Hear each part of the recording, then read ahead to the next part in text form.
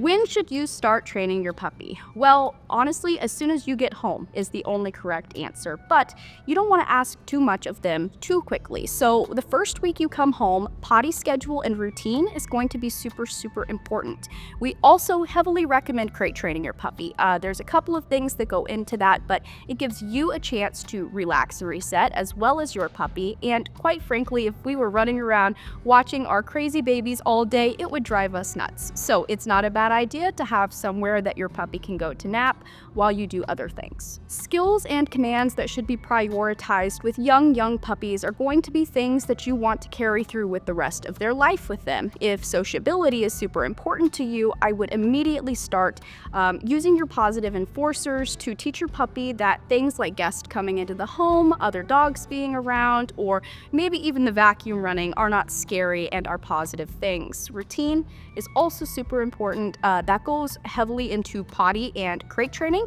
and those two things also go together. So if you set yourself up for success by just starting with a very strict routine, you'll find that puppyhood will be much easier for you. Milestones that may indicate that you are ready to move into the next stage of your training plan would be consistent success. So I always tell folks that if you're already struggling in the house, chances are you're going to go in the driveway and struggle even more.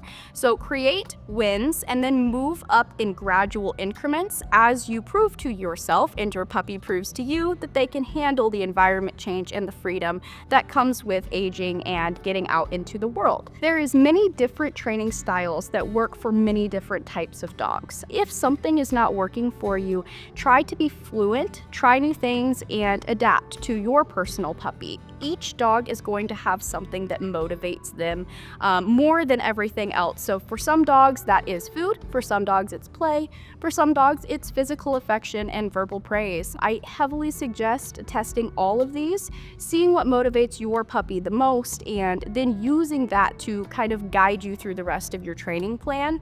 Puppies also will change a lot from the moment you get them until maturity. So adapting as they age can look like maybe originally a constant lure of food in front of their nose was the best way to get them into a sit.